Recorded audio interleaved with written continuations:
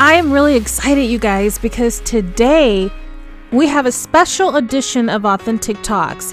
I'm hosting Authentic Teen Talks with my co-host, Tyrone Smith, who is a former NFL football player turned speaker, motivator, mentor. He has an organization called First and Goal Inc. And in 2019, the impact numbers were 2,508 students were served, 63 student groups, 15 campuses served, and counting, you guys, as well as 2 leadership conferences, a college tour, and the list goes on, you guys. And so he is here with me today as my co-host, and we are hosting the very first Authentic Teen Talks. And we have the pleasure of hosting this show with 5 amazing teens that you're going to meet throughout this show. Why Authentic Teen Talks? It's because I have a teenager, I have family members that have teens, and I have friends that have teens. And maybe you tuning in may have a teen as well. You guys, I've been wanting to do something where I could use my platform to make an impact in the lives of young people. And I thought that this was the perfect opportunity to co-host the show with Tyrone Smith, who is the author of Outside The Huddle. You guys, that journal is amazing, and I absolutely love his book. Steps to Developing a Game Plan for Life. Isn't it perfect? It's so perfect to talk with the teens about this and allow them to have a platform where they can share their opinions, their voice, and they were also given a little project of words that they're going to share with us what it means to them today. Okay, you guys, enough with me rambling on. Let's go ahead and move on to the show. Authentic Talks is all about authentic conversations. This show is all about growth, love, respect, success, mind, body, and spirit. If you're looking to grow and become your authentic self, then this is the podcast for you. And I am your host, Shanta. Welcome to the show. Hi, you guys. Welcome to Authentic Teen Talks. I am super excited today because it's my very first Authentic Teen Talks. You guys, super excited. And I am joined by a co-host in the house today, Tyrone Smith. Hi, Tyrone. Hey, how's it going, everybody? Tyrone Smith, co-hosting all the way from Houston, Texas. Big ups. How you doing, Shanta? Looking forward to it. I know, I'm super excited. You guys, let's just go ahead and get this party started. We're going to dive on in. We have 5 amazing teens with us today to get this show on the road. We have Jaden. Hi, my name's Jaden. I'm 16. I'm in high school. I play saxophone and I'm in marching band. Jaden, thanks for joining us, brother. Yeah, thank you. Hey, you have your saxophone with you. You're going to play a note for us during the show. I know you got to play a note. I know you have the saxophone right there. Actually, I have to get my saxophone fixed. There's like a little problem with it. Okay, all right. But I was just It's joking. okay. Maybe next time, though. Got you. All right. And then who do we have next here? We have Johnathon. I'm Johnathon. I'm 16. I live in Arizona. I skate. Hey, right. Jay, man, looking forward to getting to know you, man. We know you love those Swiss rolls by Little Debbie's, brother. They're the best. All right, and then we have Kristal joining us today. Hi, my name is Krystal. I'm also from Arizona, and I'm in the band with Jaden, but I'm on the drum line. Hey, way to go. What, you on the drum line? Yeah. So what's your favorite movie? Favorite band movie? Honestly, I like Drumline. I think it's funny. Yes. It's all accurate, but I think I like that movie. Yeah, I mean, it's a movie. It's entertainment. You know what I mean? So you got. I'm glad you said Drumline. I'm a big Drumline fan as well. Yeah. Who do we have next? Then we also have joining us today, Samara. I'm Samaria. I'm 15. I'm from Louisiana, and I dance. Oh, she's going to have to bust a move today. Yeah, you have to bust a move virtually. No. If you're a dancer, you need to be ready, girl. You gotta just give us a simple, basic dance move. All right. And then we also have DeMone joining us today. This is our next Stephen Curry here. in the house, or whoever the next upcoming, whoever's really good right now. This guy was born with a basketball in his hand. Oh, DeMone. So you got that mad hoop game, DeMone. Yeah. You got a crossover, not a lost over, right? Yeah. Why not? I heard that, man. You got to be confident, man. Good deal, DeMone. I'm DeMone. I'm 14. I live in Arizona, and I play basketball and football. All right. And you guys, welcome to the show. I'm excited to have you guys here, and I'm super excited to have a co-host today. Jaden, did you want to start with what your word means to you? So my word is purpose, and I believe our purpose is something that evolves as we live on. In order to accommodate our growth and experience we go through, our purpose changes with us. Like, for example, right now, since I'm a student in high school, my purpose is to get an education, and along with that, like challenges and things I face, and etc. But I feel like as you grow and you keep on moving on emotionally, spiritually, and mentally, and keep growing, we all end up having the same purpose, and it's to have an impact on each other's lives. That's my take on it. Like it, man. Good deal, man. Way to actually break it down as well, because I think, we all have a specific purpose. I mean, it can be broken down in categories. So I'm glad you actually see it and understand it that way as well. Yeah, thank you. Yeah, that's good. All right. And then we have Johnathon here. Oh, my word was dreams. And to me, dreams are I think they're the start of success, because when I have a dream, I set a goal and I try my hardest to accomplish that goal.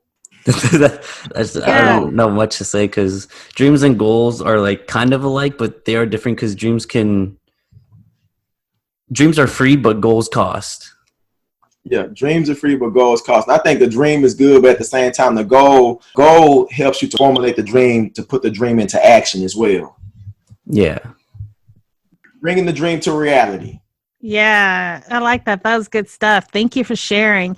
And then we have Kristal. Yeah, my word was focus. And I think focus is probably one of the most important things of achieving anything, because it's not always easy to focus, but sometimes that's the best thing you can do.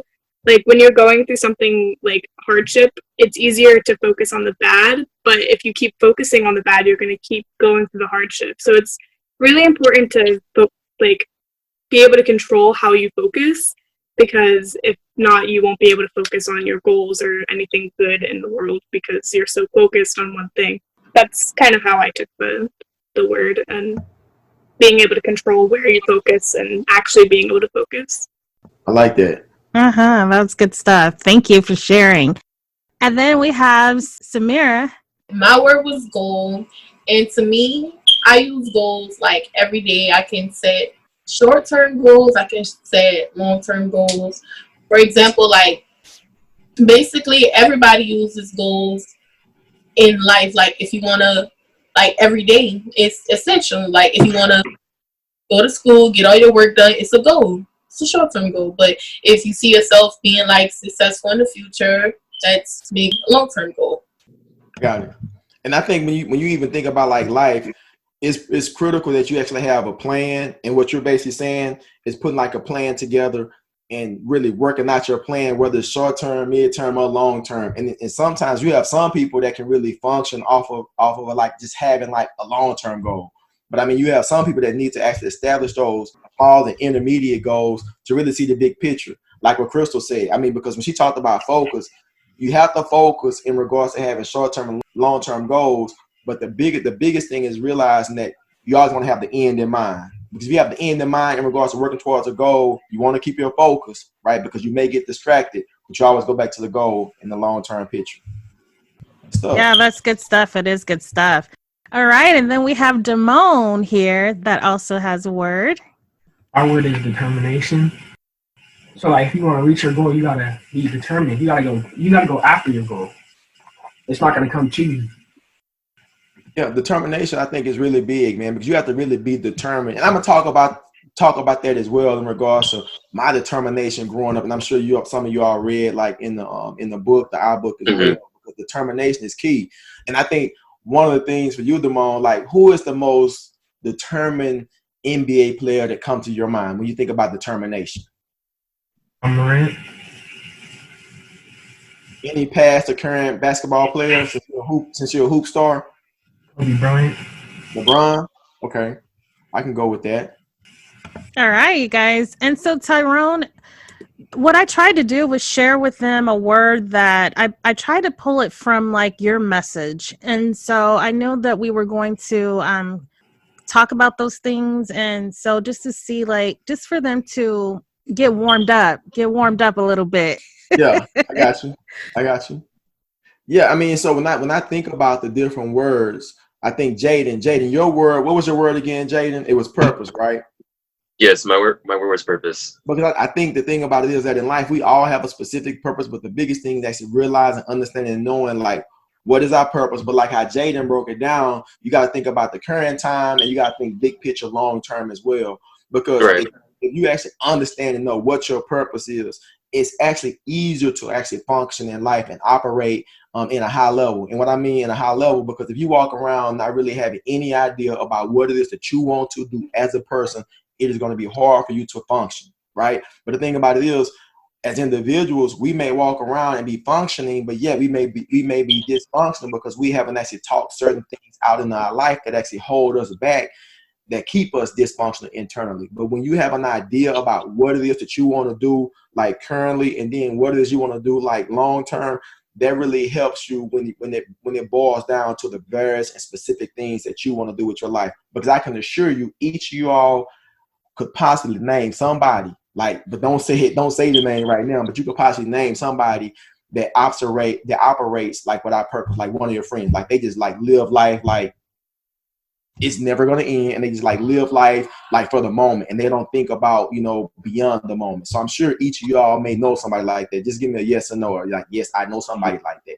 Exactly. So by understanding, knowing your purpose, man, and breaking it down in such a way that you can actually understand that you all are already ahead of the game. Good stuff. Anything you want to add, Shanta? You want me to just kind of go down the line and speak about each of the particular words that each of the individuals talked about? Yeah, you can do that. When I think about purpose, all of the words I think are like they definitely bring very important elements into everybody's life, because at some point we need to have all of that stuff in order for us to be winners or successful, you know, in our life. And I wanted to go back, DeMone, you mentioned it's Kobe Bryant that you said that was your favorite player. I've seen that in the chat. Yeah. I thought you would say Kobe as well. Yeah, he said it. They're not LeBron fans. Yeah. I used to not be either, you guys, because I thought he was a ball hog, you know, but I guess that's how you get to the top, I guess, in that sport, maybe, right? Or no? Is it about teamwork or gotta do what you gotta do? Yeah.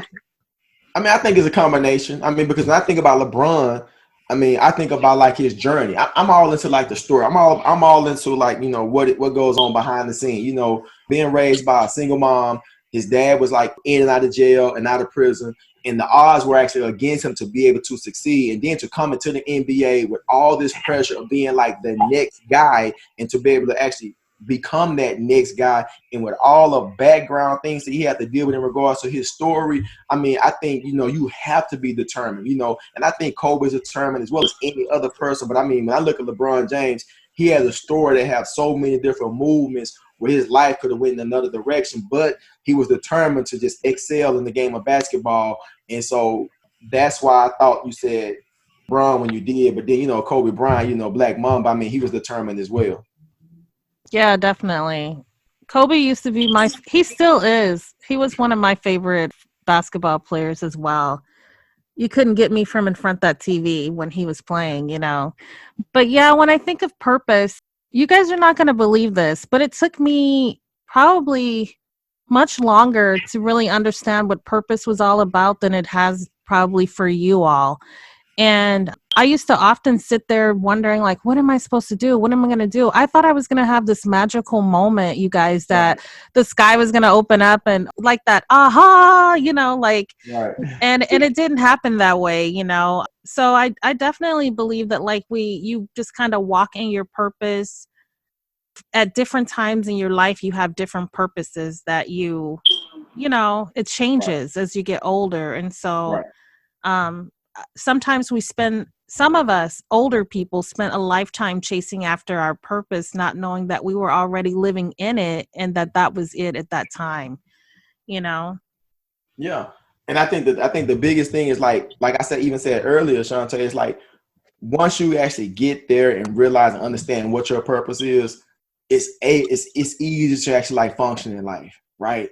It's easier to actually wake up each day and know what it is you want to do, you're called to do, and your desire to do. And when you wake up and have like no idea, it's just like it's not the best feeling in the world. And so, like you said, once you figured it out and tapped into your purpose, man, it made life so much easier.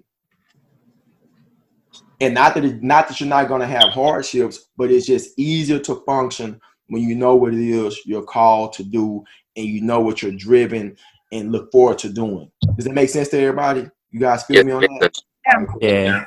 Yeah, also something I wanted to add, I feel like everybody, I already said this, but I want to reiterate it. I feel like, if our end goal is to become, having influence over other people and impacting their lives, the only difference is this just the journey we take to get there. Some people might be a speaker and influence them in that way, or a leader in a group, or impacting their life in such a way that it changes them forever. And I feel like we do that throughout our life anyways, but it becomes the climax in our lives as we grow and get older.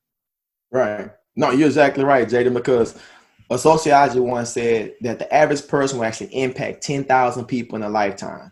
Average person. But I think if you live your life in such a way that you're willing to serve and willing to give, right, you'll impact more than 10,000 people in a lifetime. But you're more than likely. Yeah, you're more than likely, because it's all about like serving leadership, because giving is receiving, turning inside out. So it's about like, how can you give? How can you support? How can you be a blessing to somebody else? Because when you think about it, like in everything I've done and everything you've done, there have been people that actually help you out along the way to achieve what you've done thus far. Nobody's done anything alone. I think that's why it's critical to be purpose-filled, to be willing to give back to others. Exactly. Likewise. So Tyrone, everybody got a copy of the book. And so tell us a little bit about your story. Man, my story, and as you all read or may have read, that it's the story of actually like overcoming. It's the story of being less than. It's the story of being, the youngest of three boys. Mom had finished middle school, dad had finished high school. My oldest brother was in and out of prison. My middle brother was that kid that always succumbed to peer pressure. And here it is. I was like the youngest of three boys. And I grew up in the inner city of Houston, which was like third ward, considered like the hood. And so here it is. The odds were against me, but yet there was so much that I wanted to do in my life. Johnathon talked about earlier about dreaming. I dreamed about doing so much. I dreamed about being a professional football player. I dreamed about being a professional wrestler. I had all these dreams. I had a vivid imagination, but yet when I would wake up, I'm like, how can my dreams become a reality based on my surrounding? But I got to a point where I realized and understood that there was so much that I wanted out of life. But with that, there were people who actually helped me along the way, that helped me realize that my dreams and my goals could become a reality. There were sacrifices and decisions that I needed to make as a person. And so when I talk to young people about, dreams and goals and hopes and aspirations, I let them know that, it's not going to be easy. It's going to take work. It's going to take determination. It's going to take focus. It's going to take goal setting. It's going to take understanding your purpose in life for the moment, like Jaden said, as well as like big picture. And so when I think about my life, it's a story about this kid that had to overcome so much, right, to get to the pinnacle, so to speak, of becoming this professional football player. But yet the National Football League never defined me as a person. So based on like my journey and my story and everything that I had to overcome, okay, I get to this climactic moment where I'm in the NFL, but it was short-lived. And yet there was so much more I had left to do in life beyond the game. And so my thing is to let others know that, yeah, we all have a specific design purpose, but like Kristal said, it's about how can you keep your focus based on what you want in life, because you're going to have those failures, right? You're going to have those faults. You're going to have those experiences that could possibly hold you back. But how do you be true to what it is that you want in life? And I think it's the story of an overcomer. And I think that in life, we all have to overcome at some point. And that's pretty much like the premise of my book. If you guys have actually read just the first couple of chapters or so. I'm reading your book right now. I read it last night, actually. I'm halfway through. You halfway through it already? All right. What you think about it so far? I think it's really interesting. It holds my interest, and I really think your story is inspiring. I understand you're reading the book. What was the hardest thing for you to overcome? Man, I think the hardest thing for me to overcome was really being like looked at self-esteem. I mean, because I was a very quiet, reserved kid that kept to myself because I didn't have a lot of confidence. I didn't have a lot of self-esteem. I don't know if you got to the part in the book where my family moved from the inner city of Houston to the suburbs of Houston when I changed schools. And one of the trying times for me was really like my academics, because when I moved from the inner city of Houston in the 3rd grade to the suburbs of Houston in the 4th grade, it was really challenging for me because I'm leaving my friends, I'm leaving the community that I grew up in, and I'm in a new environment, I'm in a new school. In the first day of school in the 4th grade, my 4th grade teacher, Ms. Shaver, she was reviewing multiplication and division, Jaden. When she was reviewing multiplication division, it was like she was speaking a foreign language, because in the 4th grade, I didn't know my multiplication or division. And so she asked me a question and I couldn't answer. And so because I didn't know my multiplication or division, they moved me to a lower level class. And it's like that hurt me, because I'm moving to a lower level class. I'm already feeling less than, because I don't know my multiplication division in the 4th grade. All the other kids knew it. And so they calling me this the hood kid, the ghetto kid, the dumb kid, the not smart kid, so the kids are already like bullying me. And I go to this other class and the teacher, she's not connecting with me. She's letting the kids talk about me. And so I was like in a dead space, man. So in the 4th grade, it was really hard for me to just like see life as really being a reality in regards to the things I actually wanted to do. So I had to come from this place of being less than, this place of having like no self-esteem, no sense of who I was, to realize in the 5th grade, when my 5th grade teacher, Ms. Williams, told me, Tyrone, you had a capacity to do so much more in life. And once my teacher told me that, based on the failures and faults I dealt with in the 4th grade, perspective about life. So me overcoming like that sense of like belonging, that sense of like believing, was really hard for me early on in the 4th grade. But I always go back to that moment, that time, to really just draw from based on what I had to overcome to start moving forward in my life. That's really amazing. Yeah, because it was crazy, because in the 4th grade, I got picked on and bullied and antagonized so much that I just started acting out. And man, I went to the office over 50 times in the 4th grade. I wasn't a bad kid, but because they said I should be bad, I started acting bad. But man, I was like, dude, come on, man. I'm in the 4th grade. What do I really know about life, right? Because people, exactly. You know what I mean? Because people said, I'm like, okay, let's make it happen. But it made me stronger, right? In the long run, when I think about what I had to overcome to where I am today. You guys, does that still happen today in school, like, where kids bully kids? I know I had a similar experience too in 3rd grade with my math teacher, because I struggled with math too, and they basically told me something similar. They told me that I wouldn't be able to do math at all. And I know that carried with me for a long time. Right. But now I'm in a pre-calc college class. So I just kind of wish I could go back in time and tell that teacher, you were wrong. So. But the thing about it is, Kristal, as you continue to succeed, you're proving that teacher wrong every time you excel, right? Even though you may not see again, it was crazy part, you may cross paths at some point, right? Like you keep succeeding, you're proving her wrong already. Has anyone else had an experience like that, or where you had an obstacle that you had to overcome, or either within school, the education part? Do kids still bully I don't today? really see it that much. I think it's a lot quieter, but like they don't do it to the person as much. But I know from my experience, it's just a lot of like talking behind people's back, and you just kind of hear it like a grapevine. So yeah, I find it very common that they'll talk about each other, talk behind people's backs, and they'll, you never really find out until probably like a week or two later that, hey, bro, like this person was talking a bunch of smack about you. But it's not like that.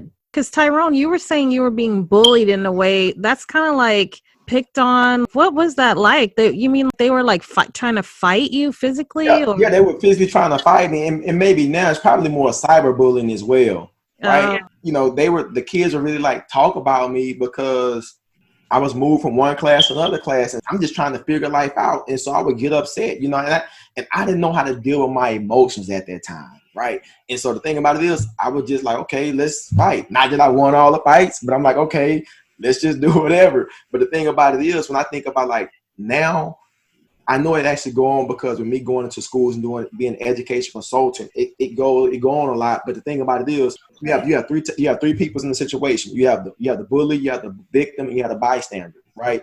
And a lot of you all may not necessarily be the bystander. And so really the biggest thing is the victim. They're being victimized, and they may not just say anything because why? They don't know how to ask for help. And the bully, they're just being a bully because why?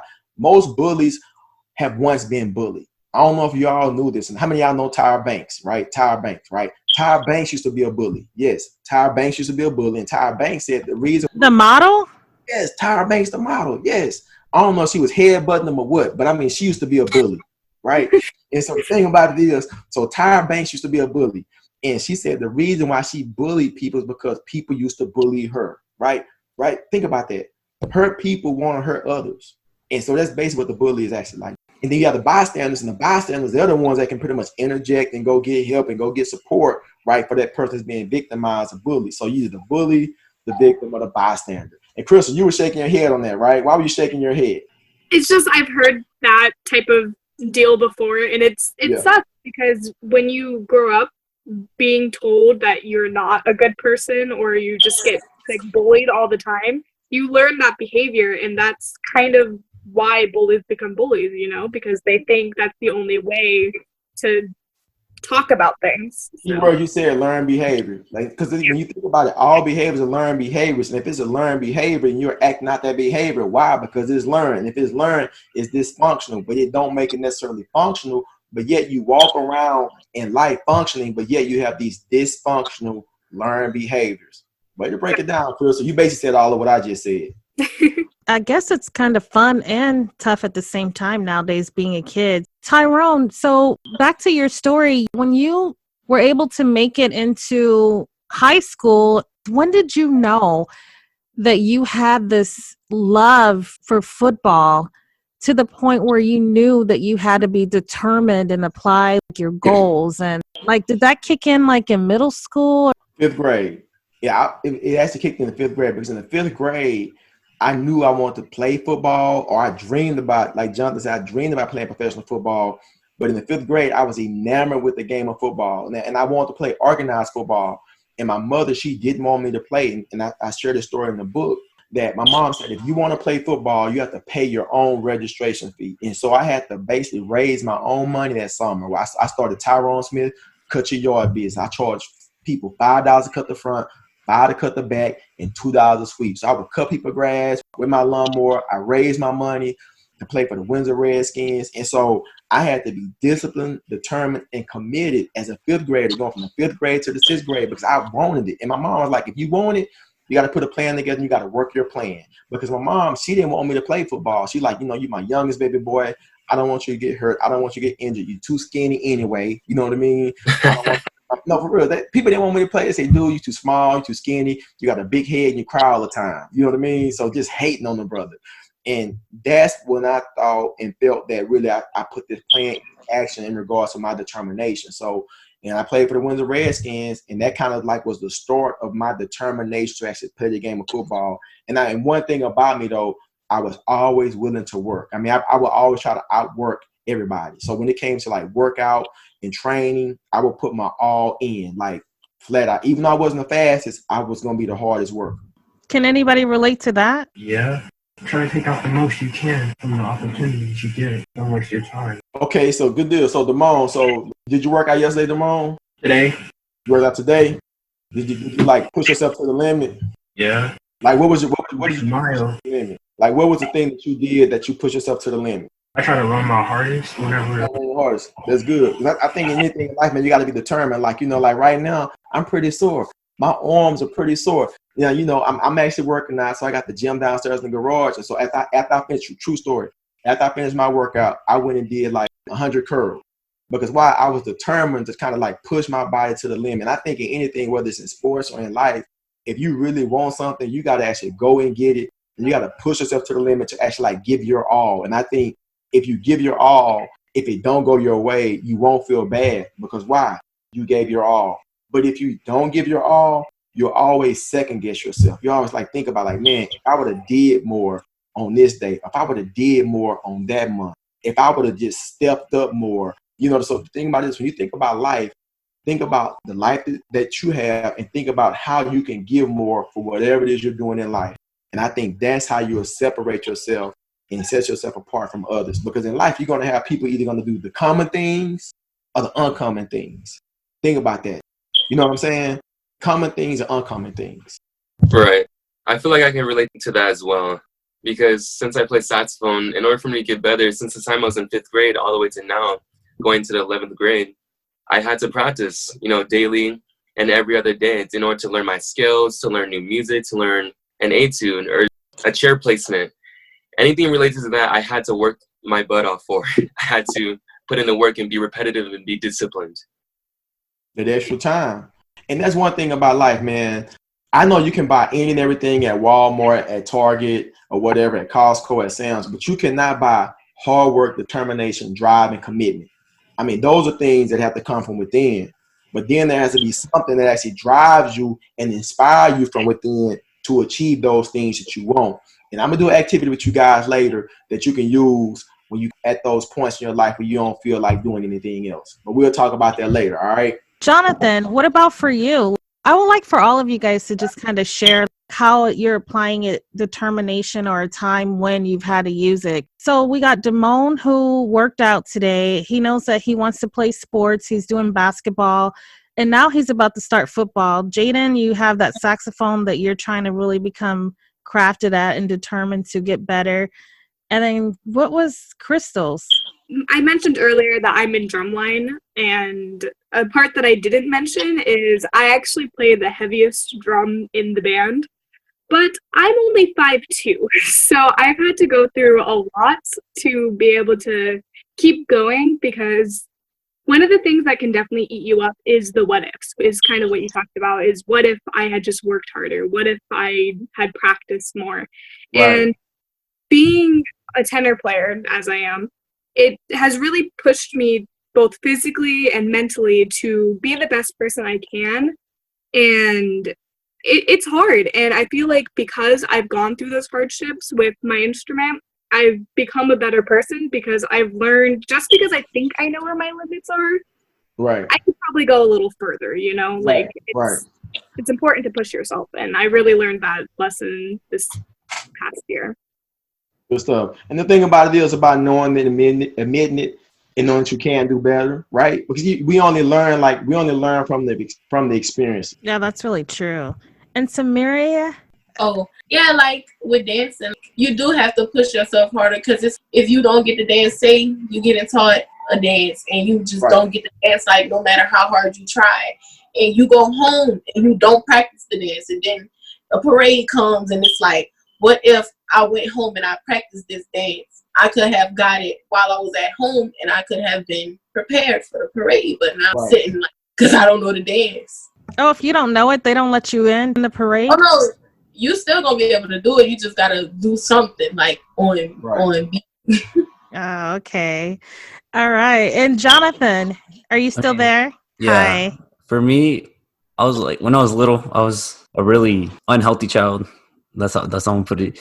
So I was just getting messed around with by my family and friends, and I didn't like it. So one day I just went to school. Like once I got into high school, I joined the wrestling team. I started working out every day with weights and running. And then I got to where I wanted to be. That took me a long time. I'm pretty sure Jaden remembers. Yes, I do. It took me a long time to get there. Then everything turned out right. Got a girlfriend, and then now I went after my job, and now I have a job. That's good stuff right there. Learning from those moments in life, man, not staying there. Because you have some people, Jonathan, that don't get to a place where they have enough confidence or belief in themselves, especially if you have family against you. You know, you would think like, my family's against me? And if my family's against me, nobody else is going to be for me. So you could actually overcome that, man, really speaks volumes about you and your character and your growth as a person. Yeah. Thanks for sharing. Mm-hmm. So Tyrone, I'll let you continue your story.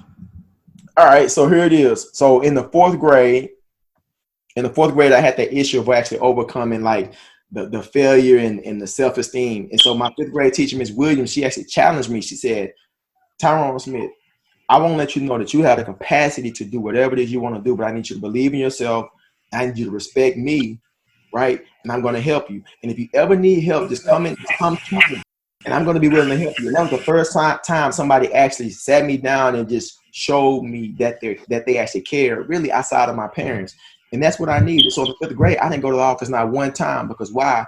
My fifth grade teacher thought enough of actually sitting me down to spend time with me, to encourage me, to challenge me, and to let me know that she would support me. And so, you know, if we get that validation in life, I believe that starts to kind of just change our mindset, our outlook, and our perspective. And at that moment, that's what I actually needed.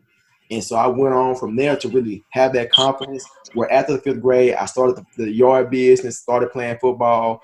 And then from there, I kind of just went on to play football in the seventh grade, B team. In the eighth grade, I had another movement in my life where my parents got divorced. And when my parents got divorced, that really crushed me. You know, I mean, crushed me to the point, man, where I really didn't care about school, and I didn't care a lot about life in general. So I want to ask you all, number one, before I even go any further, is anybody parents divorced? Anybody parents divorced? Your parents divorced? Okay, so tell me this then, Krystal. So how old were you, if you don't mind sharing? How old were you when your parents got divorced? So do you remember when your parents got divorced? I was younger, but my dad doesn't live in the same state as I do, so I don't have a connection with him. So when your parents got divorced, how did it make you feel? I mean, like, as far as like emotions and different things that you were dealing with and going through, how did it make you feel when your parents got divorced? pretty defeated, to be honest. Just like, because they were always there and then they weren't. So right. And so when you felt defeated, like, I mean, how did you deal with that defeat? I kind of just had to overcome it because I was younger when my parents got divorced. I was in kindergarten. I was in kindergarten. You was in kindergarten? Okay, Mm-hmm. Gotcha. Like, I still remember it, but it wasn't nearly as scary as it would be if he was in fifth grade. So Right. And so for me, my parents were actually I was actually in the 8th grade. My parents got divorced. And when they got divorced, I really felt like less than a person. I mean, I felt less than a person in the sense I didn't care about school. I didn't want to go to school. And I was mad and angry. And what I started doing, I started acting out. And I was acting out by fighting all the time. And then when I was acting out and fighting all the time, I had to stop fighting. Right. But number one, guys, why was I even fighting anyway? Because your parents were divorced. Because my parents were divorced. So the root of my issue was that I was dealing with my parents being divorced. And so I started fighting all the time. And then the next thing that I started doing, for instance, I would walk down the hallway and they was like, man, somebody is funky. And I was like, I know, who is it? And it was me, because it was, I didn't bathe. It got to the point I stopped fighting because I wasn't winning the fights. And you can only hit people so many times and run before they catch you and beat you up. So since I wasn't winning the fights, I stopped fighting. And so next thing I stopped taking the bath. I didn't want to bathe anymore.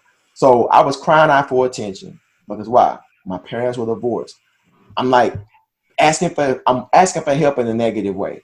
And so I didn't bathe. I didn't bathe for like 3.5 weeks at one point. Yeah, Krystal said, wow. Did you say wow? Really? I did say wow. I can only go a week without showering, and I thought that was You thought that was really foul of me? What'd you say, Jaden? I was gonna say I made it to that part in your book, and I'm reading about like, wow, a month, going on strike for a month, bathing. That's crazy.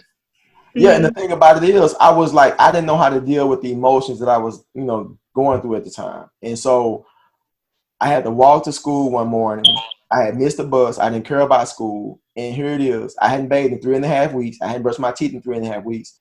I get to school and I was like, woo! I realized that's ASAP. I needed soap. I needed water. But at that moment, I realized that I had no control over the fact that my mom and my dad got divorced. I realized at that moment, I had to take control of my life, right?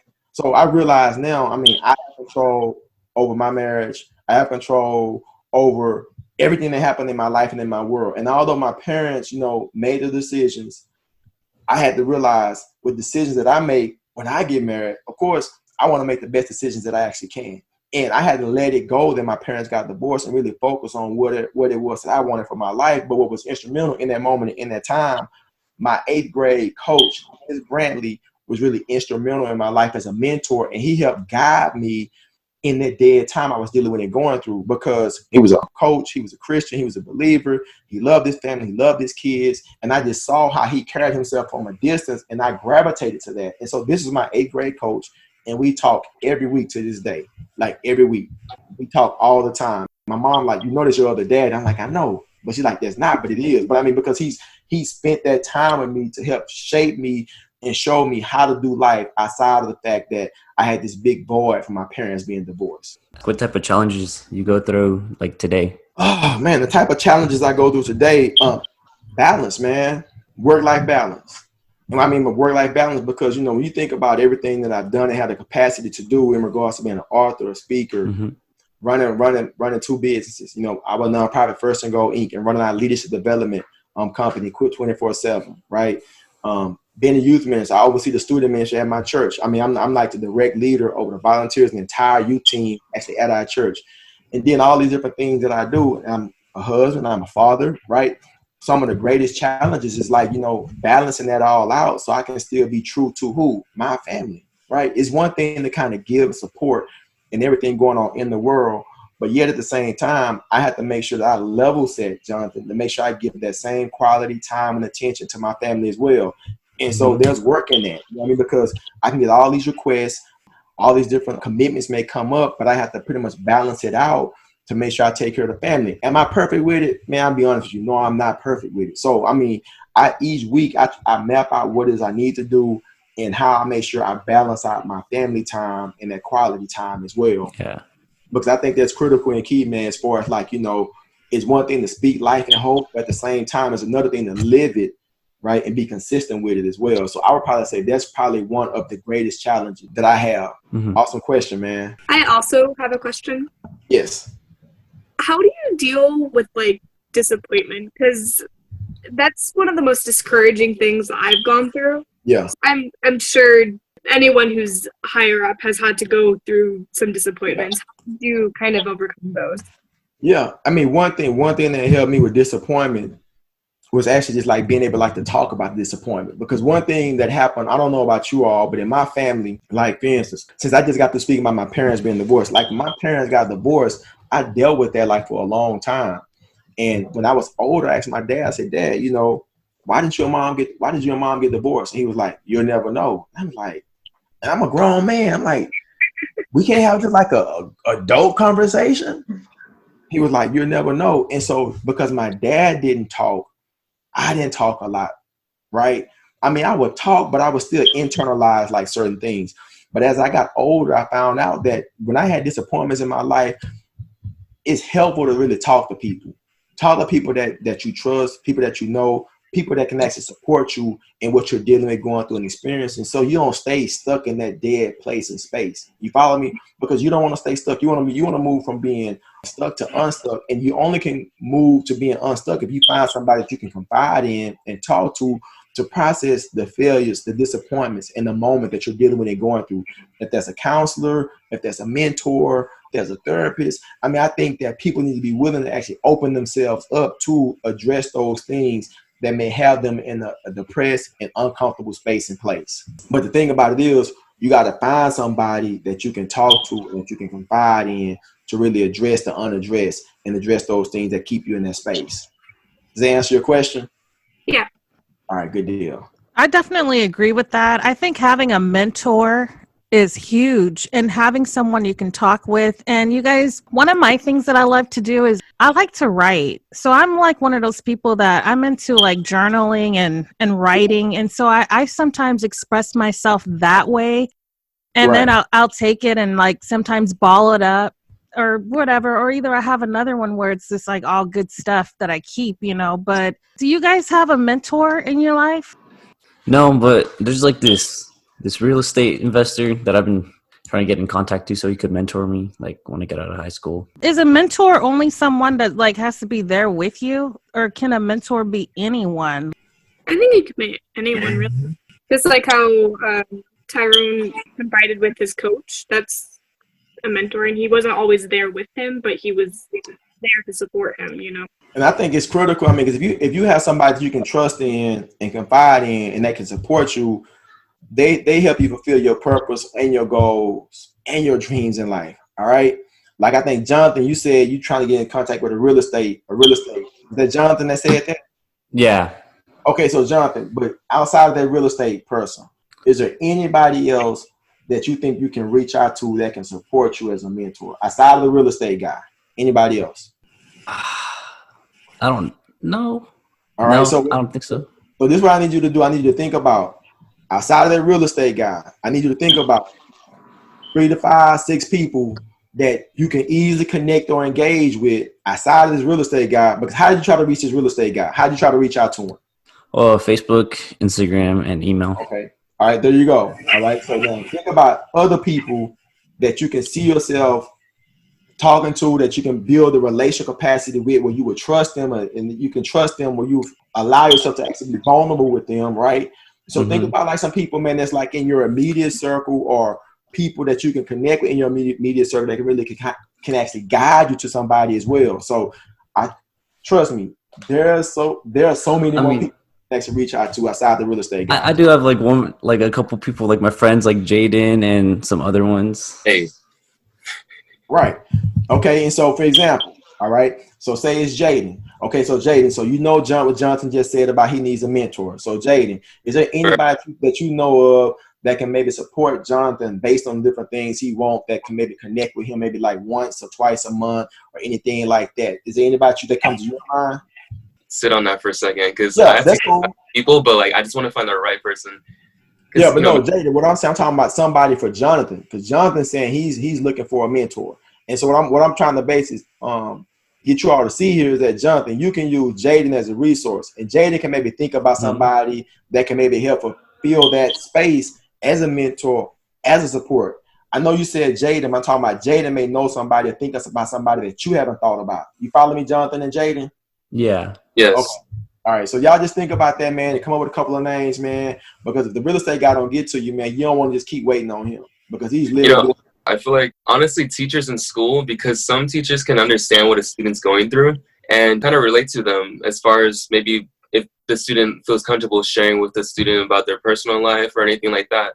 Right. Usually teachers are some of the first people I can go to, to like have questions answered, or maybe they can direct me in a certain path. So I feel like that's good as far as mentorship. And plus, after high school and you're 18, then you could probably even add them on Facebook and have them as a friend, and they could guide you in certain ways and give you even more resources as a mentor. Right. All right, give you an example right quick. Like my 8th grade coach, all right, Coach Dennis Brantley, he's a head football coach here in Houston at Elkins High School. So when I went from the 8th grade, went to high school, he came into the high school as my high school coach. He's been my mentor. Then he became my track coach as well. I ran the hurdle, so he's my track coach.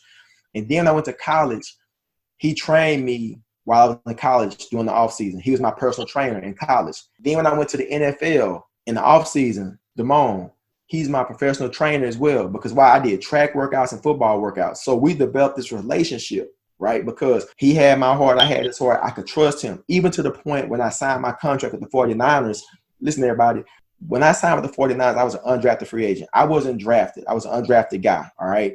And I remember I went to my workout session in 1996, and I wasn't in the best mood. And Coach Brandon was like, "Tyrone, what's wrong with you?" I said, "Coach, the 49ers do not want to give me a signing bonus." Guys, I was mad and upset. I'm like, the NFL, I know they got the money. They can't give me 10,000, 5,000. I know they got it. And so here it is. This is what he said. He said, "Tyrone, you have been broke for 23 years. Be thankful for the opportunity." Listen, when he said that, I ain't say anything else. Because why? I had an opportunity before me I needed to take advantage of. But because I knew him and he had my best interest, I trusted what he was saying. I went and signed, right? Went and signed the contract. Rest is history. You follow me? Yeah. You follow me? So the thing about it is, because I knew him and I trusted him and he had my best interest, I knew he would guide me the right way. So guys, having somebody in your corner that can support you and everything you're dealing with and going through is really critical and key in your growth and your development as individuals. And of course, I know that you all have your parents, because your parents can be your mentors as well. He's just saying in a sense of like having someone else also in your corner. Yes. Yeah. Yeah. So, all right, Tyrone, I'm handing it back to you. All right. So good deal. Hey, so you all have been reading the book. So based on the book, before I go into any other aspects of my story, is there anything specific that jumped out to you about my story or what was said in the book that you all may want to ask me about right now as well? I have something to say, but I want to go after somebody else. You want to go after somebody else? Okay, who Yes, wants to I'll go after somebody else. Okay, anybody else have anything to say before Jaden chimes in? Come on, this is authentic 2.0 teen talks, all right? So this is Yeah, come on, guys. All right, two-way conversation. All right, Jaden, what you got? Jaden, go and take the lead. It had to do with your recovery, your rehabilitation with your ankle. Yeah. How long did that take? And like, were you like ever like gave up, like completely gave up and just said, my career is over? Man, I'm glad you brought that up, because basically for those that are even listening, if you haven't gotten to that part of the book yet, so basically Jaden's describing a moment in a time where I'd already graduated from college. It was my last season at Baylor University, right? I'd already graduated in like 4 years. I went to and through college. It's my last year. I can think about the NFL because why? I've already received my degree, and I'm in the football game playing against the University of Houston, my hometown. And I got injured where I slightly like tore about maybe like 2 or 3 ligaments in my ankle, and I had to go through. I missed like half the football season. I was so frustrated because I could really like just focus on the NFL, and here it is, my ankle is messed up. I'm missing half the season. Jaden, I remember the scout from the Miami Dolphins came to watch me practice.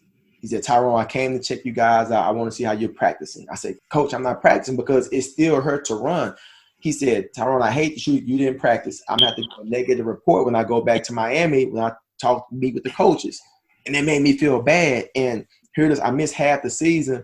And I was like I was in a dead place, man. I didn't care about a lot, man. I was mad and frustrated because I felt that I did it the right way to be the first in my family to go to college, then to get the opportunity to go to the NFL, and now it could be a dream come true. It don't seem like a reality right now. I was just mad, man. And I got to the point where I came back like the last 2 games of the season, but I finished my last 2 games, but I realized there was more to life than the game of football. I was able to just even at that point, like, you know what? I can't be so depressed and think that my life is just about football. I had to hit the reset button, right? And I think that's why it's critical that if you know your purpose in life, to really just like really think big picture, because if you know what it is you actually want and you get there and then say it don't work out, like what else is it that you can do to actually like repurpose your life? If that make any sense what I'm saying. Because like right now you think about it, you have people that was actually doing a job, and due to this great pandemic, they're no longer fulfilling their purpose, right? They don't have a job because of COVID-19. So now people are having to pivot and like repurpose, like, what else can you do, right? When you're like in this moment and in this time. And I think that's what I realized, Jaden, at that moment, that, you know, although I'm mad that I can't play football, I had to miss half my senior season, I had to realize that my life was actually bigger than the game of football. And I was truly grateful and thankful to have the opportunity after the season to play and sign on with the San Fran 49ers as an undrafted free agent. But that moment, though, Jaden, made me stronger. That moment That's pretty awesome. Yeah, thank you, man. Thank you. But that moment made me stronger. Do you wish like your season or like the time in the NFL was longer? Man, of course. You know what I mean? Of course. I mean, it was like, man, a childhood dream to actually play professional football. And I truly wanted to play like as long as I could. I mean, because like I said, I was a workout machine, man. I mean, I just worked out like to make the most out of the opportunity. And it didn't happen, but of course I would have loved to have played the game longer than 4 years. But due to the unfortunate injury that I had with the fractured vertebrae in my back, I had to hit the reset button again and pivot, because I knew that God had so much more for me beyond the game of football. But of course I would have loved to play the game longer. Who do you think was the main support system that was getting you through that time? Because that must have been a really hard time for you. Who like was there? Man, my wife, man. I've been married, you know, you all for like 23 years. I have an awesome phenomenal wife, Damone Smith, and my wife and I, we actually met in college. She was a track star. She ran track. I played football. And, you know, during that time when I was going through my recovery, when I stopped playing the NFL for like those 8.5 months of recovery, and beyond the 8.5 months, she was really like my rock. You know, she was my mainstay in regards to supporting me, you know, having a level mind, because, you know, I was kind of hurt because, you know, I wanted to play the game longer. I mean, I enjoyed playing the game. and to have this unfortunate injury. And there were sacrifices that we needed to make as a family and as a couple as I transitioned from the game of football. And so it was like, here it is. I'm playing the game of football. We had just built our home. We built our dream home that we're still in. We've been in our house for like over 20 years now. And here it is. We built this home. And, man, I get injured like the season. Like I get the season that we're building the house. Yes. You know, in NFL – money it's not like guaranteed money like in the NBA. NBA they have like guaranteed contracts. They have partial guaranteed contracts in the NFL. And so it's like once you injured, you know, you may get like a little injury settlement, and then it's a wrap. So it's all about how you manage your money. And so my wife, man, was a great support when I got injured. When we made that sacrifice, you know, to establish our company, First and Go Inc., along with her and a couple of my other friends, it was a great sacrifice. And I just thank God for her, man, every day, because, you know, it was work. And it was a dream that I had, and she's been consistent with me 100 since day one. How important are grades right now? Man, grades are like super important. I mean, I don't want to seem cliches, but I mean, your education is like critical and key. For instance, I tell people, although I no longer play the game of football, right? Although the game of football is over, I have my degree, right? Let me ask you all, for instance, I fly around the country, around the nation, speaking at colleges. Do you think colleges bring me in to speak because I'm a former NFL player, or I'm a former NFL player that has a degree? What do y'all think? Because you have your degree. Like right there. See right there. That's the degree right there. And so here it is. My education, man, and your education is the power to your success. And what you need to understand, if you value your education, it's going to set the stage for you to do so much more. Because the more you're educated, the more successful you. The more you're educated, the more that you will not be denied as a person. So you got to realize and understand, to level set in your mind how valuable your education is. And I tell students, I mean, because not everybody's going to go DeMone, play basketball, go basketball 1 year to college, go to the NBA. That's not reality. Not everybody's going to go 2-3 years in college, play football, go to the NBA. Not everybody's going to be a professional immediately after high school in any sport or business. You got to pretty much educate yourself, right, to get more knowledge and understanding about whatever career path that you want to take. And so the key is, the more you educate yourself, the more value that you actually have as a person. And this is why it's so key, because I just booked a contract speaking series to go to a series of colleges to speak. Now, they want me to come and speak to these students because of my life, my journey, my story. But the kicker is, it's my life, my story, my journey, and everything I overcame. But I got my degree. Because I got my degree as a first-generation college student, as a minority, overcame a lot, obstacles, struggles, and still got my degree. They booked me to do a series of speaking engagements for like a couple of years, and they're paid. Think about that for a moment. If I hadn't gotten my degree and taken advantage of opportunities, would that be opportunity I would have today? I don't think so. So understand this. Everything that you're learning, experiencing in life in regards to school and education, keep it 100, preparing you for your future. What's your degree in? My degree is in sociology and social work. If you were drafted into the NFL, do you think you would have pursued that career instead? Like if something hadn't worked? Yeah, I think. Yeah, that's what I want. Yeah, I think I would have still done the work, because I want to help people. Sociology and social work is really helping society and people and families and communities as a whole. So I knew that's something that I actually wanted to do, because growing up, my mom and my dad gave so much to people and supported people. I knew I wanted to be a giver in regards to impacting the lives of others. So if I hadn't went to the NFL, I believe I would be doing what I'm doing today. Do you think your time in the NFL helped with that path of being able to help and give back to people? I think so. It helped and it made it easier, because, because to be like a former professional athlete and say that you want to establish a program to actually impact the lives of young people, it's an added value, right? It's an added value. And then when people see how genuine I am in regards to the work that me and the team do, it just makes the connection and the effectiveness of what we do just that much easier, because why? It's a part of our overall purpose as individuals as well as an organization. And so, but yeah, of course, going into a school and being a former NFL athlete to establish programs to impact young people, of course, students always get excited about it. But at the same time, even if I wasn't an NFL player, I would still do the work. But it actually helps to kind of just let students know I accomplished this, but yet it started here with my education, whether it be elementary, middle school, or high school. Awesome question, Krystal. So I know that you already shared like what challenges you go through, but like what challenges does everyone else face? Like one of mine is I have like a hard time motivating myself to work out because of the whole thing happening. I used to go to a gym that used to be like better, but yeah.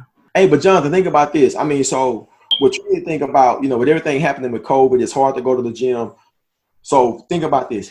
Everybody's in the same situation, right? I mean, Yeah. I'm telling you, I tell my son's 13. He's about to be 14. I tell him the same thing. So matter of fact, after we get through here, he and I, we'll go work out. I got my garage, got like a gym set up and everything in the garage. We're going to go bike riding, and we're going to do a pool workout later. And so the thing about it is, everybody's in the same situation. And so when you think about that, like what can you do as an alternative, knowing that everybody else is in the same situation? And I know it's hard to like work out. I mean, I know it's hard to be inspired, but think about it. Somebody else is in the same situation, but they're finding a way to get it done. And so I think what it really boils down to, when you think about like your overall mission, purpose, and goal in life based on what it is that you actually want to do, it go back to what Jaden said earlier. It go back to maybe, Jonathan, you need to establish like some short-term goals, right? Right. Yeah. Some short-term goals, some mid-level goals, and some long-term goals, and really ask yourself at the end of the day, did I achieve my goal based on what I said I want to do? And then maybe you need to have somebody hold you accountable to it, like whether it be Jaden, Kristal, DeMone, whoever, like, you know what, man, these are my goals for the week. I want you to hold me accountable to what I said I actually want to do. At the end of the week, if you ain't do it, if they check you on it, they checking you because why? You want them to hold you accountable.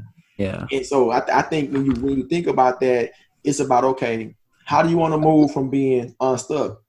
You got to go to another level with it. So you got to level up. So you leveling up is pretty much writing down right now. You spoke your mind about how you feel.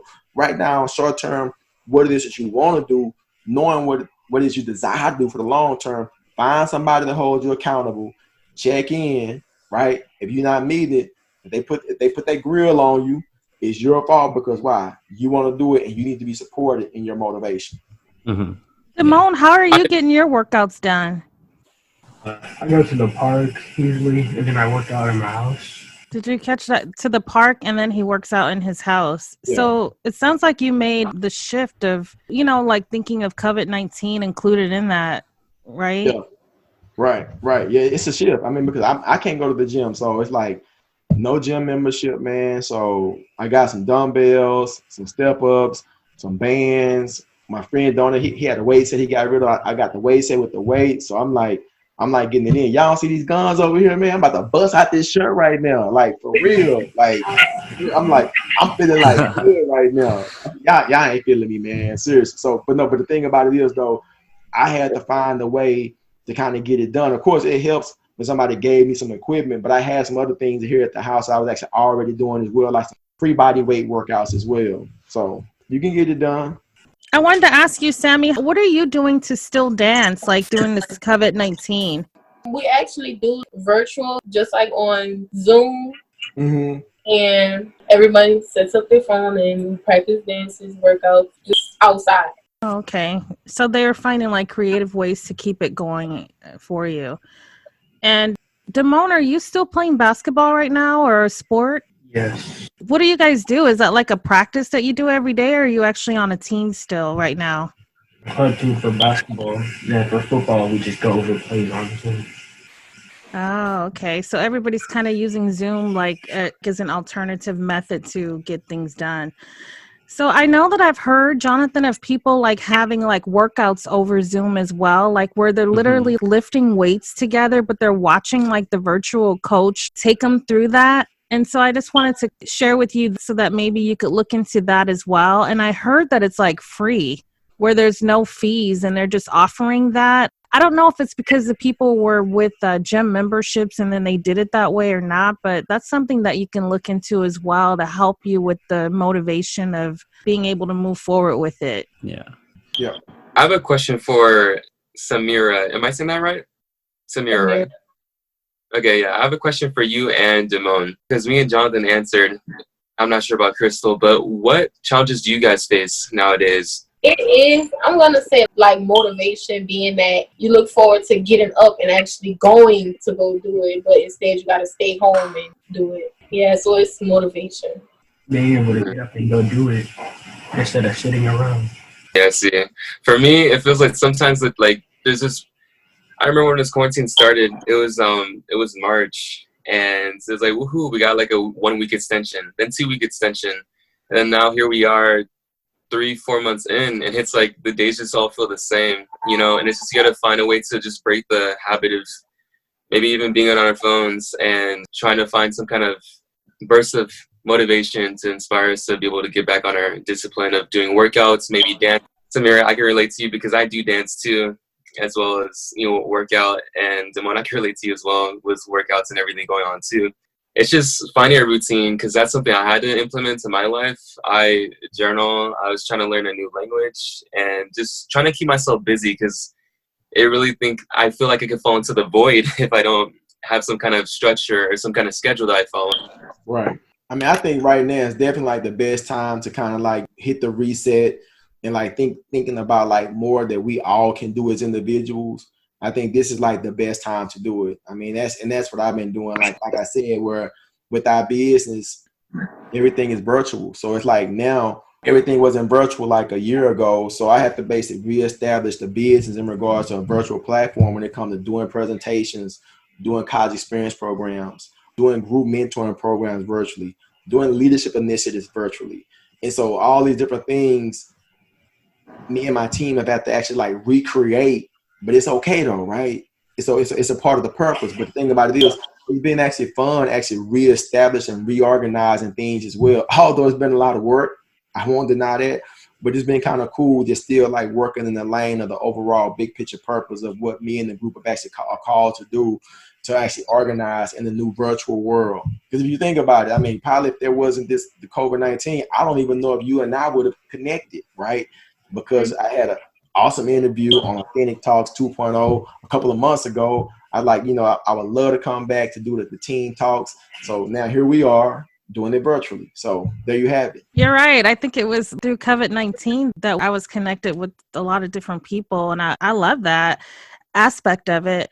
I would have to say, you guys, I have to tell the truth here about something that, happened with me. I actually fell off schedule as well. So I can relate to what you're saying and wanting to get up and go do it, but yet not wanting to get up to go do it. Because for me, mine was like, yay, we're on work from home. Heck yeah. And I love my work from home. I don't want them to take that away, but I have found that I gained a couple pounds and that I'm off schedule. So before I would go to sleep super early but I still have to get up early no matter what. That's just a part of it. Yeah, so I can relate to that. My advice would be to get back on a schedule. Like Tyrone said, press the reset button. And even though you might not have to physically leave the house for school, just start doing things in such a way that things were normal to a certain degree. So like that means getting your rest at a certain time, getting up early, even if it's just to help you to be able to go to bed early until you get back on your school schedules and stuff like that. So that's my advice. And then I'm turning it back over to Tyrone. No, that's all pertinent and quality information. I think the biggest thing is really making sure that you find a way to make it a reality, because I don't know about you all, but for us in my household, it's been about getting back on the schedule, because for us, we start school, I think, in like 3 weeks with our son. So I don't know about you all. So getting back on that schedule, I think is going to be critical and key, because even myself, it's like hard to go to sleep early because it's like my schedule is like all over the place. But at the end of the day, it's about finding a way to get it done. Yeah, that goes back to that determination and focus and all of that. Exactly, man. All of that. Okay, so guys, so here it is. We only have like 3 more moments left. So is there anything else that you would like to ask me about my life, about my story, about the book? Anything you want to ask me? Now that you're not doing football anymore, what is your aspiration in life? Man, my aspiration in life, I mean, I've written 1 book, of course, and my aspiration, I want to write a couple more books. That's one of the things I want to write a couple more books. Of course, I've been going through a lot and dealing with a lot, personally as well with my parents. My parents are older. Both of my parents are in a nursing home, and being a primary caregiver for them It's really kind of like really challenged me to really just think about life outside the box in regards to how can I communicate, living a life of purpose when you have parents that are getting older. So where I'm going to go with it, I'm not necessarily sure yet. And so with writing something more for students, writing something to youth ministries, I have all these desires to actually like write more. And so that's one of my greatest aspirations that I'm actually working towards doing over the next couple of years. What inspired you to start writing? It's interesting, Jaden, that I had an opportunity a couple of years ago to do a speaking engagement. That was Johnathon. It was Johnathon. Okay, I'm sorry, Johnathon. So Johnathon, I had an opportunity to do a speaking engagement a couple of years ago, and the group called me, and it was going to be a paid speaking engagement. And they was like, okay, well, we're going to bring you in. And they was like, well, you know what? Do you have a book? I'm like, no, I don't have a book. They was like, well, you know what? We're not going to bring you in because if you had a book, we feel it would be advantageous to us to bring you in if you wrote a book, because it's one thing to come in and speak, but it's another thing once you leave to have a book that can be in our library or in the various libraries now, schools, so kids can be connected to you, through your book. And I'm like, you know what? I believe I can actually write a book. Now that was just the initial thought, right? And so I wrote out a presentation outline based on the chapters in my book: Purpose, Plan, Process, Pitfall, and People at the time. And so I wrote a presentation outline, and I was like, man, I think I can make this into a book based on my life, my story, and my journey. And so I had to do a presentation like years ago, and I thought about what that one administrator said about writing a book. And so I wanted to actually like just tell my story. And so I just started just writing it out. I just got it out of my head. I just started writing it. It wasn't just the form that you all see now, but it was a general rough outline. I had an editor and my sister-in-law, Darla, who's a writer, and my wife, DeMone, could help me kind of like fine tune it. And another young lady that's an editor named Erica, she helped me clean it all up and everything. But once I wrote it, I'm like, okay, I can see myself writing. But when I was younger, it's like I wouldn't have seen myself as a writer or an author, right? I wouldn't have. But like once I completed the project, I'm like, you know what, man, I can keep doing this. And so I have like at least about five other outlines written for other books already. 5 other outlines with some different content I've started writing out as well over the past couple of years. So once you start writing, it's hard to stop, and it's very therapeutic for me also. I find writing is therapeutic for me as well. I don't have a book though yet. Yeah, I got one in me. I have another question, not really regarding book work or like the publishing, but it's more of like a self-esteem thing. You mentioned earlier that you had a really hard time with that. Mm-hmm. And I'm kind of the other way around. I expect a lot from myself, and when I don't see that kind of goes back to the disappointment. So when do you know when to like be more easy on yourself? Like, where's the balance between pushing yourself and being too hard on yourself? And I think that's like a personal thing, like the balance in between it, because I think, like I said earlier, you only can control what you can control, which is yourself, right? Mm-hmm. But then when you know in a situation that you totally giving your all, hear what I'm saying? When you know that you totally giving your all, will you honestly like put your all into it? I don't think you should be too hard on yourself, because when you know you've done everything, you use all your tools and toolbox, all your resources, your people, your connections, and different things or whatever. And once you've done that and you don't have the outcome that you want, I don't think you should be too hard on yourself, because why? You did everything that you can do. But then on the flip side, I believe you can be hard on yourself if you kind of sell yourself short. You follow me? And I think that's an internal thing. I didn't give it my all here. So yeah, you can be hard on yourself because you didn't give it your all. But when you give it your all and you put your best foot forward, I don't think you should be too hard on yourself. I was going to say, I agree with that. I say that everybody should have compassion for themselves, especially when you know that you've definitely given 100%. Yeah, I agree. I remember when I was in high school, my senior year, we played our last football game, and guys on the football team were like, it's like our senior year, and guys, we was going to try to make this state run, and guys were crying, guys were emotional. They was like one of them hard cries. They were crying, they had snot everywhere, one of those nasty cries. They were like, just guys like all emotional. And I wasn't crying. I didn't cry. But I mean, I drop a tear though. I will cry on you in a minute, but I didn't cry. And I think the reason why I didn't cry because I knew I gave my all. Like for real. I mean, I was cramping up in the game. I was still going to the game. I was playing my hardest. I prepared that week, and it's like I knew I wasn't crying because I gave my all. And I think some guys are crying because they knew they didn't get their all. And so I think that's the thing that you can, you got to have that balance where, where you give your all, cool, it didn't happen. But if you didn't, I mean, that's on you. Yeah. Do we have time, Tyrone, for the exercise you wanted to do?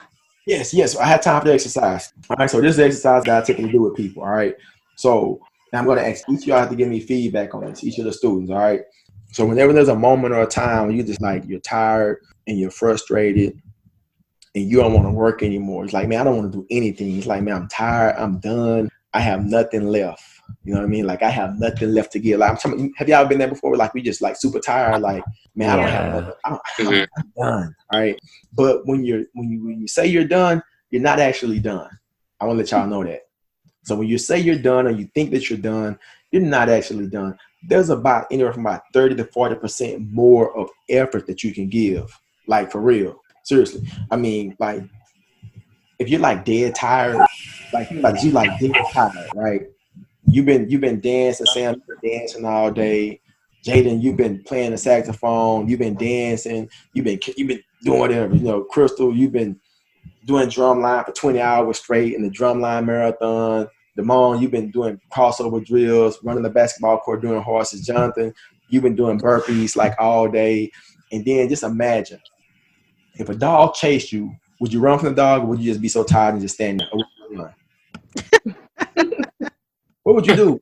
I mean, if you're dead tired, are you going to let the dog bite you or are you going to try to run? I'd run. You're going to try to run, but think about it. But you said that you're exhausted. You said that you're tired. So that 30, 40%, it comes up because why? You don't want to get bit by the dog. So here go the exercise.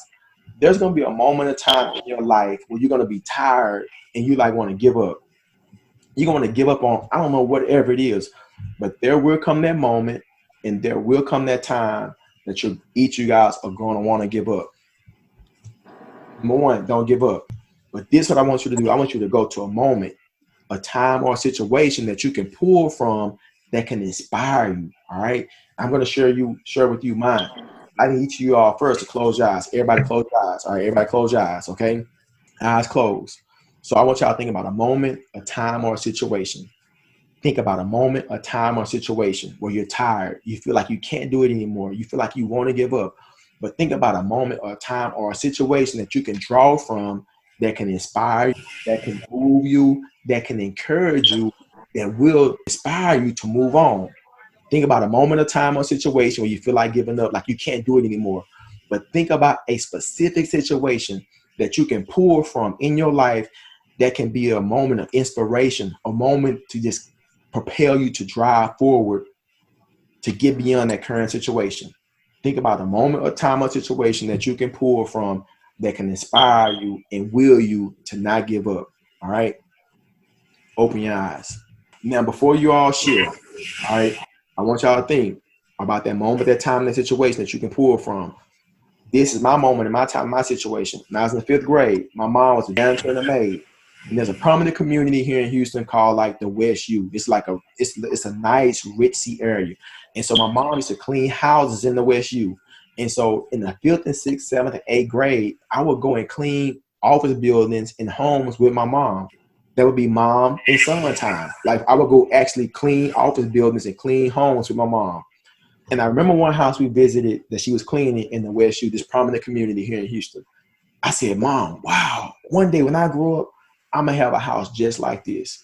She said, no, baby, you're going to have a house better than this. I need you to go to school, work hard, and do the right thing. You'll have a house better than this. And so when I would be tired at times from like working out, or tired from doing work, or just tired from just like being beaten up by the day, I always think about that moment where my mom challenged me. A woman that didn't finish middle school, right? Didn't finish middle school, but she was determined, had sometimes 2, 3 jobs. A woman who was willing to give her all for her family.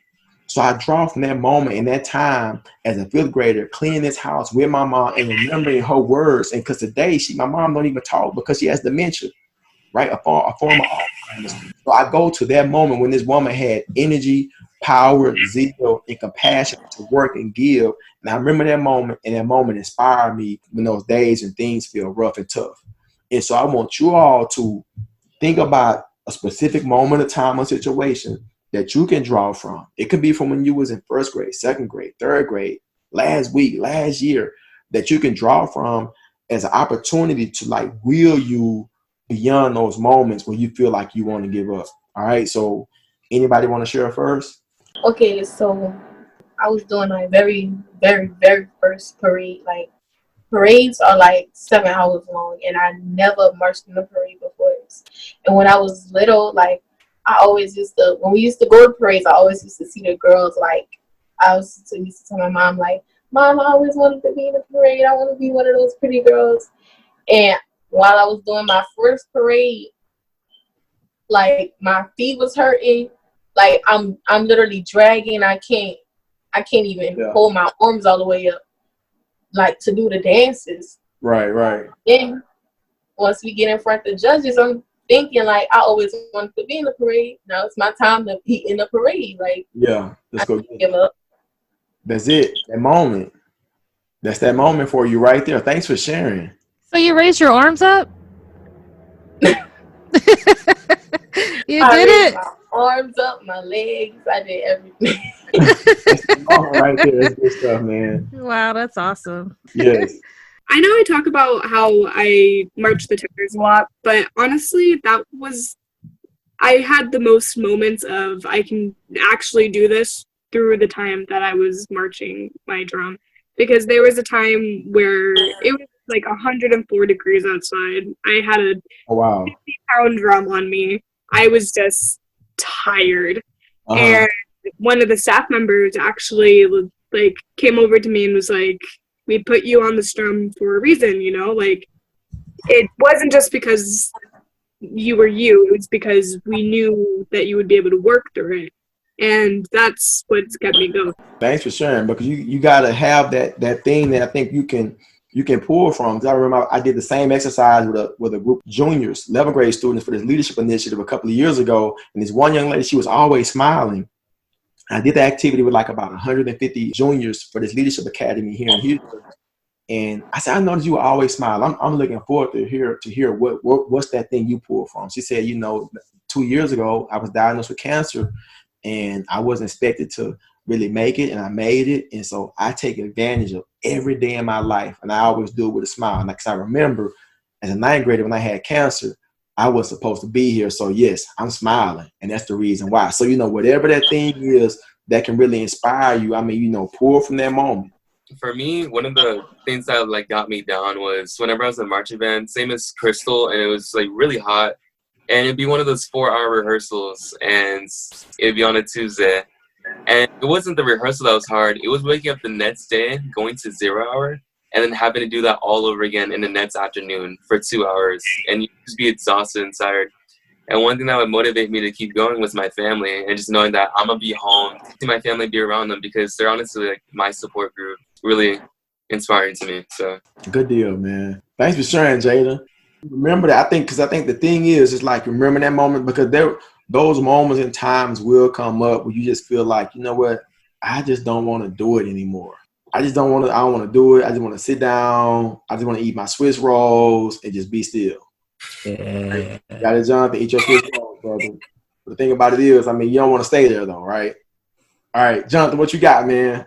All right, so like when I was in wrestling, honestly, it was like really hard for me because I was just trying to, like, I had no stamina, I had nothing, and I was like with all these kids that could run, they could do everything better, and we used to have to run around the wrestling room, keep going and keep going and keep going. I asked myself when this would stop, and then the coach pulled me aside and he said, "Look, I know you're having a hard time, but you can do it. You're just not putting your all in." And then I put my all in, and I was running faster than all of them, and I outperformed them, and it felt good. It felt good to do what I thought I couldn't do. Yeah, it feels good to do what you thought that you couldn't do, man. We've all been there.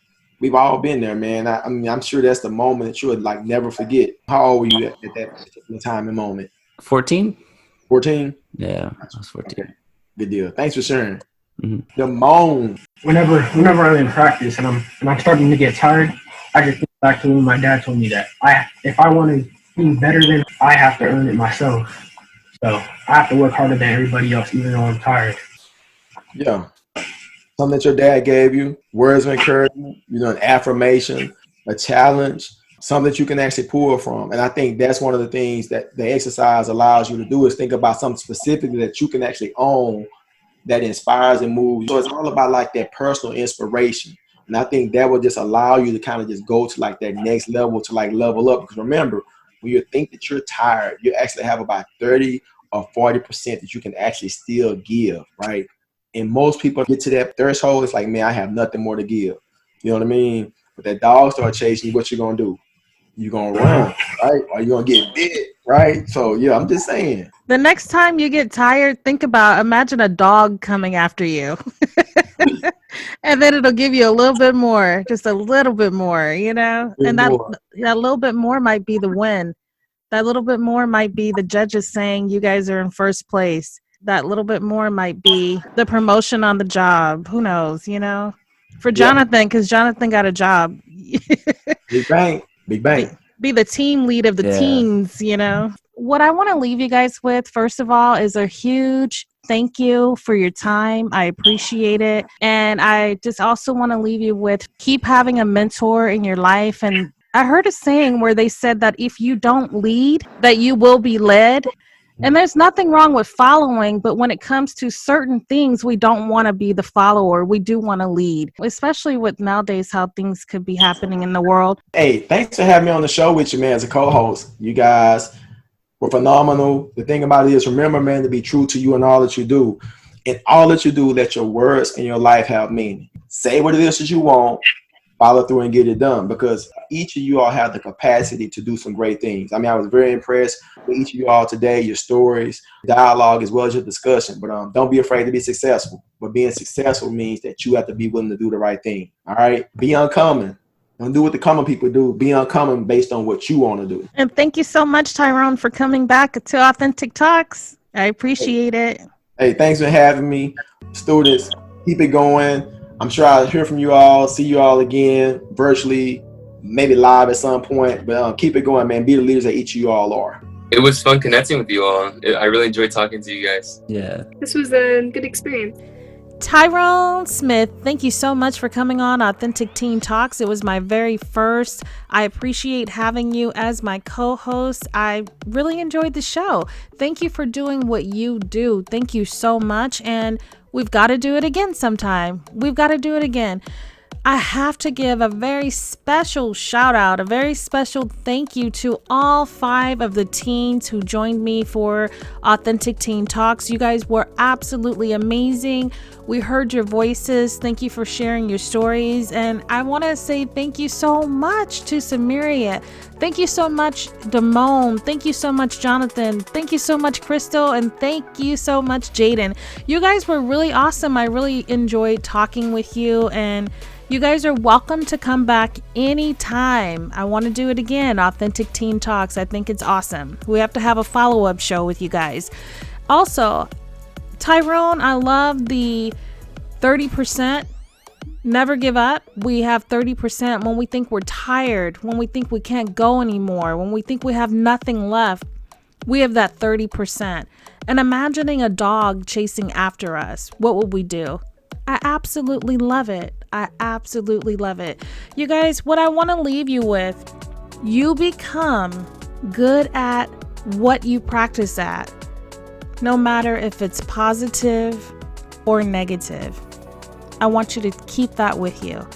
We become good at what we practice at, no matter if it's positive or negative. So stay positive, you guys. Thank you all so much for tuning in. I'm Shanta with Authentic Talks.